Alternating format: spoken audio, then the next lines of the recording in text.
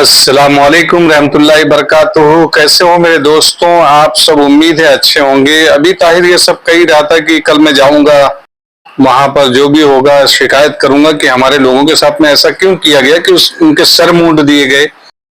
ये तो गलत चीज है। अगर कोई खबर लाया हुआ है आप उसके साथ ऐसा कर रहे हैं, लेकिन उसे क्या पता था कि ये तो सरों पर राज लिखा गया था जो चंगेज खान तक पहुंच गया था। अभी सुबह हुई, ताहिर चंगेज खान के एलची के साथ शाही ईवान की तरफ चल दिया। शाही ईवान उस वादी के एक सिरे पर चंद खूबसूरत खेमों पर मुश्तमिल था। पहाड़ी के ऊपर जाने वाली सड़क के निचले सिरे पर दाएं और बाएं इंसानी खोपड़ियों से दो बुलंद मीनार तामीर किए गए थे, जैसे गुंबद होता है आज के डेट में। और सड़क उस दौर में क्या थी, ऐसी ही थी जैसे आज के डेट में गांव में चक्रोट होते हैं। दोनों किनारों पर नीचे से ऊपर तक खोपड़ियों की कतारें बनाई गई थी। ताहिर के चेहरे से उसके तासुरात का अंदाजा लगाते हुए तातारी अफसर ने कहा, यह सिर्फ बड़े बड़े सरदारों की खोपड़ियां हैं, इन्हें उनकी हैसियत के मुताबिक जगह दी गई है। ऊपर खाने आजम के खेमे के सामने आप उन हुक्मरानों और फौजी रहनुमाओं की खोपड़ियों का अंबार देखेंगे जो हमारे सामने सर ने झुकाए थे। उनकी खोपड़ियां आप आगे देखेंगे जो उनके खेमे के सामने है। नीचे घरानों की हसीन बेगमात औरतें जिन्होंने खाने आजम और शहजादों की खिदमत से इनकार किया था, उनकी खोपड़ियों से एक छोटा सा मीनार मलका तातार के खेमे के सामने तामीर किया गया है। चंगेज खान की बीवी, उसके सामने जो मुसलमान हुक्मरान की औरतें थी, लंबरदार थे या जो भी थे, ओहदेदार थे, उनकी बीवियां अगर उनके सामने सोने से मना कर दी और उनके साथ में रहने से मना कर दी तो उन्हें कत्ल कर दिया गया। उनकी खोपड़ियां भी रानी साहिबा उनके सामने दिखाई देगी। पहाड़ी पर चढ़ते हुए तातारी ने दाएं तरफ एक और पहाड़ी की तरफ इशारा करते हुए कहा, वो देखिए, उस पहाड़ी पर खाने आजम का आलीशान महल तामीर हो रहा है, चंगेज खान का। इस पहाड़ी में आला किस्म के पत्थर नायाब हैं। मैंने सुना है कि बगदाद, बुखारा और समरकंद की इमारतों में बेहतरीन किस्म के सुर्ख और सफेद पत्थर लगाए गए हैं। ताहिर ने जवाब दिया, लेकिन वो पत्थर खूबसूरत होने के अलावा सख्त भी हैं। आपके खाने आजम इंसानी खोपड़ियों का महल तामीर क्यों नहीं करते? अगर इंसानी खोपड़ियां ईंटों का काम दे सकती तो हमारे लिए ये काम मुश्किल न था। शुमाल मगरिब और शुमाल मशरिक के शहरों में खोपड़ियों की कई अंबार बेकार पड़े हुए हैं। पहाड़ी की चोटी पर एक कुशादा और हमवार मैदान में बेशकीमत कालीन बिछे हुए थे और उस मैदान के तीनों तरफ खेमों की कतारें थी। जावेजा पहरेदार नंगी तलवारें लिए खड़े थे हर जगह पर।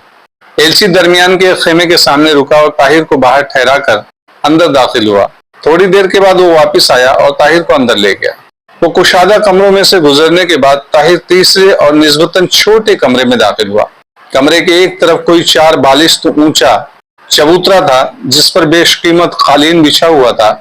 चबूतरे के नीचे एक कतार में चंद ताज रखे थे। कमरे के एक उमर रशीद शख्स जो अपने जुब्बा चुगा दस्तार से एक मुसलमान आलिम मालूम होता था, खड़ा था। उसने आगे बढ़कर ताहिर की तरफ मुसाफे के लिए हाथ बढ़ाया और कहा, मैं खाकान तातार की मवलकत में अपने एक मुसलमान भाई का खैर मकदम करता हूँ। ताहिर ने उसके साथ मुसाफा करते हुए अपने जिस्म में एक कपकपी महसूस की और बड़े ताज्जुब के साथ कहा, आप यहाँ क्या करते हैं? उसने कहा, मैं खाकान तातार के दरमियान में अरबी और फारसी का तर्जुमा करता हूँ। आप यहाँ कैसे पहुंचे?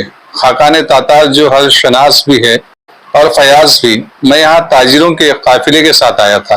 खाकान आजम को एक मुतरज्जम की जरूरत थी जो बातों को तर्जुमा करके बता सके। उनको जरूरत थी। उन्होंने मुझे चंद माह के लिए अपने पास ठहरा लिया, लेकिन उसके बाद उनकी कदर अफजाई ने मुझे हमेशा के लिए खरीद लिया है। खाकान आजम चंगेज खान तशरीफ लाने वाले हैं। मैं आपको चंद बातें बता देना जरूरी समझता हूँ। वो ज्यादा खुशामद पसंद नहीं करते, लेकिन बेतकल्लुफी और गुस्ताखी को कतन काबिल माफी नहीं समझते। अगर कोई गुस्ताखी आपने की तो वो माफी नहीं समझते। अगर आप तातारी जुबान में बात करेंगे तो आपसे बहुत खुश होंगे। अगर आप तातारी जुबान में बात करना ना जानते हो तो उन्हें चीनी जुबान भी पसंद है। इन दोनों जुबानों के बाद खाकान आजम फारसी को तरजीह देते हैं। वो पसंद करते हैं फारसी जुबान को और वो इस जुबान के चंद अल्फाज सीख चुके हैं। अरबी जुबान सुनने के बाद उन्हें गुस्सा आता है। ताहिर ने जवाब दिया, मशवरे का शुक्रिया, लेकिन मैं तातारी और चीनी जुबान से नावाकिफ हूँ, मुझे नहीं आती। फारसी जानता हूँ, लेकिन मुझे खतरा है कि वह आपकी तर्जुमानी के बावजूद अपनी फिरासत से काम लेकर मेरा मतलब समझने में गलती न करें। अगर आपको अरबी का तर्जुमा करने में दिक्कत महसूस होती हो तो और बात है, वरना मैं इजहार मद्दुआ के लिए अरबी जुबान को ज्यादा मौजू समझता हूँ और अगर वो तुर्की अच्छी तरह समझते हैं तो मैं वो भी जानता हूँ। कहीं ये गजब न कर बैठना। जब से ख्वाजम शाह ने खाने मौसूफ की एलची को कत्ल किया है انہیں ترکی سے سخت نفرت ہو گئی ہے۔ دوران بات چیت میں یہ خیال ضرور رکھیے گا کہ آپ آواز جو چنگیز خان ہے اس کی آواز سے اونچی آپ کی آواز نہیں ہونا چاہیے۔ آپ بہت خوش نصیب ہیں کہ آپ کو خاقان اعظم نے اپنے یہاں پر بلایا آپ سے بات کرنے کے لیے۔ ان کا ہاتھ آپ کے ساتھ میں ہو جائے یہ بہت فیاض ہوتا ہے کہ جس سے وہ ہاتھ ملائے اور مل کر کے بات چیت کرے۔ طاہر نے کہا میں آپ کے نیک مشوروں کا پھر ایک بار شکریہ ادا کرتا ہوں، لیکن آپ میرے متعلق غلط فہمی میں مبتلا نہ ہوں، میں یہاں پیٹ کی خاطر نہیں آیا۔ مترجم اپنی خفت مٹانے کے لیے کچھ کہنا چاہتا تھا، لیکن چبوترے کے عقب سے پیچھے سے دروازے کا پردہ اٹھا اور اس نے طاہر کی طرف دیکھ کر آہستہ سے کہا خاقان اعظم تشریف لا رہے ہیں، یعنی چنگیز خان آ رہے ہیں۔ ایک لمحے بعد طاہر چبوترے پر اس جابر و قاہر انسان کو دیکھ رہا تھا جس کی وحشت اور بربریت کے افسانے مشرق و مغرب میں مشہور ہو چکے تھے۔ مترجم دونوں ہاتھ سینے پر باندھ کر رکوع کی حالت میں کھڑا تھا۔ چنگیز خان نے ایک نگاہ غلط انداز سے طاہر کی طرف دیکھا اور چبوترے پر بیٹھ گیا۔ جو ترجمہ کرنے والا تھا وہ سیدھا ہوا کھڑا ہو گیا۔ اس کی نگاہیں اس بات پر اظہار ملال کر رہی تھی کہ طاہر نے اس کی تقلید نہیں کی، مطلب اس کی تعظیم نہیں کی، جھکا نہیں۔ طاہر بدستور چنگیز خان کی طرف دیکھ رہا تھا۔ یہ ایسی گستاخی تھی جسے بھرے دربار میں شاید تاتاری سردار برداشت نہ کرتے اور تخلیے میں مترجم برداشت کرنے کے لیے تیار نہ تھا۔ آخرکار اس نے آہستہ سے کہہ ہی دیا نگاہیں نیچی رکھو، لیکن طاہر پر اس تنبیہ کا کوئی اثر نہ ہوا۔ چند لمحات کی خاموشی کے بعد خلیفہ بغداد کے ایلچی اور تاتاریوں کے شہنشاہ کی گفتگو کی ابتدا ہوئی۔ خلیفہ بغداد کا ایلچی خاقان اعظم شہنشاہ تاتار کو، جن کی شفقت کا ہاتھ دوستوں کے لیے باعث رحمت ہے اور جن کی تلوار دشمن کے سر پر سائقہ بن کر کوندتی ہے، نہایت ادب و احترام کے ساتھ سلام عرض کرتا ہے۔ چنگیز خان، ہم بغداد کے ایلچی کو دیکھ کر بہت خوش ہوئے، اسے اطمینان دلایا جائے کہ یہاں اس کی جان کو کوئی خطرہ نہیں۔ ترجمہ کرنے والے نے کہا طاہر سے مخاطب ہو کر عربی زبان میں شہنشاہ والا آپ کی آمد پر بہت ہی جوش و مسرت فرماتے ہیں اور خوش بھی ہیں، اور یہ بھی فرماتے ہیں آپ کو الطاف خسروانہ سے مالا مال کر کے واپس بھیجا جائے گا۔ طاہر، میں انعامات کی تمنا لے کر یہاں نہیں آیا، اگر شاہ تاتار اس قدر مہربان ہیں تو مجھے خلیفہ کا خط پیش کرنے کے بعد اسلام کی تبلیغ کا موقع دیں، یہ میرے لیے سب سے بڑا انعام ہوگا۔ تو جو ترجمہ کرنے والا ہے وہ کہتا ہے خلیفہ کا قاصد خاقان تاتار کی نظر عنایت کا شکریہ ادا کرتا ہے اور خلیفہ بغداد کا خط پیش کرنے کی اجازت چاہتا ہے۔ چنگیز خان، اجازت ہے۔ پھر ترجمہ کرنے والا خاقان اعظم حکم دیتے ہیں کہ خلیفہ کا مکتوب پیش کیا جائے، خط پیش کیا جائے۔ طاہر نے آگے بڑھ کر ایک لپٹا ہوا جو خط تھا چنگیز خان نے اسے لے کر کھولا اور ترجمہ کرنے والے سے پڑھ کر سنانے کا حکم دیا۔ عربی زبان میں خط کا مختصر مفہوم یہ تھا تاتاریوں کے بادشاہ چنگیز خان کو واضح ہو کہ ہم پر خدا اور رسول کی طرف سے عالم اسلام کے تمام مسلمانوں کی عزت و آبرو اور آزادی کا فرض عائد ہوتا ہے۔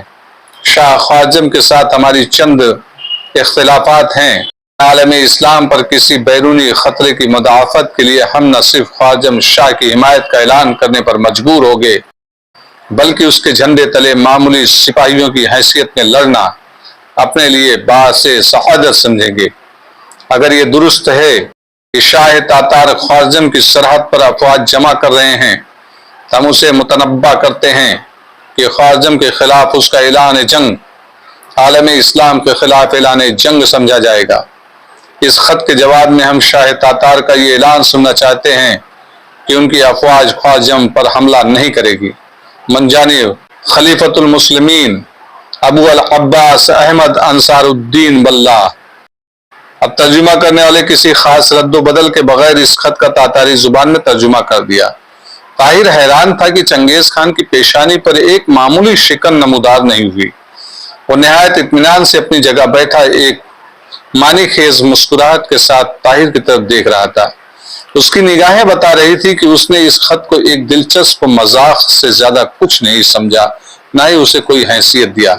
چنگیز خان، اپنے خلیفہ کو ہماری طرف سے پیغام دو کہ ہمیں عالم اسلام سے کوئی دشمنی نہیں۔ خواجم شاہ نے ہمارے ساتھ بہت زیادتی کی ہے، اس کے باوجود ہم اس پر چڑھائی کرنے کا ارادہ نہیں رکھتے۔ ترجمہ کرنے والے نے کہا آپ خلیفہ کے پاس خاقان تاتار کا یہ پیغام لے جائیں کہ آپ کی سفارش پر خاقان اعظم خواجم شاہ کی خطائیں معاف کرتے ہیں اور عالم اسلام پر چڑھائی کا ارادہ ترک کر چکے ہیں۔ طاہر، میں یہ پیغام خلیفہ کے پاس لے جاؤں گا۔ اس کے علاوہ میں یہ بتانا ضروری سمجھتا